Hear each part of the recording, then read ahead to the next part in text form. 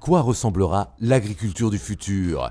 On peut affirmer sans trop se mouiller que personne ne le sait précisément, mais des tendances se dessinent.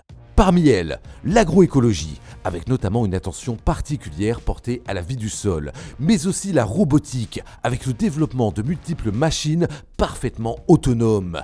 Deux volets qui sont particulièrement compatibles. Et on a demandé pourquoi à Xavier Rebout, directeur de recherche spécialiste en agroécologie à l'INRAE.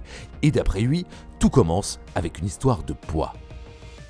Les tracteurs actuels sont de plus en plus grands parce que aussi les exploitations sont de plus en plus grandes et qu'il y a de moins en moins de monde sur les exploitations. Et en fait ces tracteurs, du coup pour avoir des débits de chantier importants, doivent être de forte puissance et travailler sur de grandes largeurs.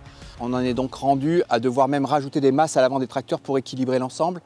Ce qui fait qu'on a atteint un non-sens agronomique où ces machines lourdes vont tasser, y compris en profondeur, des tassements qui sont considérés comme étant relativement irréversibles.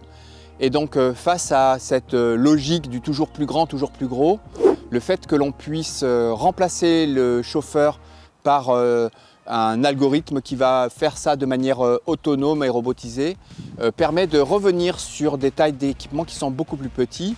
Et après on peut asservir ces petits équipements les uns aux autres. Le fait que l'on puisse mettre des robots en essaim permet d'avoir des chantiers importants en multipliant le nombre de machines les moments où c'est nécessaire.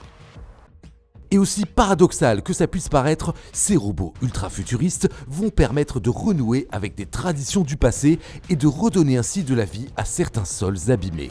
Car les robots désherbeurs sont déjà une réalité avec une forte présence sur le marché. Pendant longtemps en agriculture, avant l'avènement des herbicides, des batteries de femmes et d'enfants allaient désherber dans les champs avec des binettes et y passaient des journées entières. En fait, un robot est capable de refaire ça, il est capable de gratter la surface du sol et d'enlever les mauvaises herbes au moins facilement dans l'entre-rang, éventuellement même sur le rang.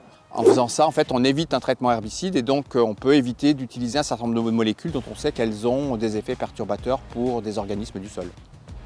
Alors bien sûr, le marché des flottes de robots qui pourraient remplacer les tracteurs, le fonctionnement des exploitations qui les utiliseront, ça reste des points à réfléchir. Mais il est certain que pour retrouver un maximum de vie dans les sols, les robots seront demain un allié de poids, littéralement, sur lequel on pourra compter.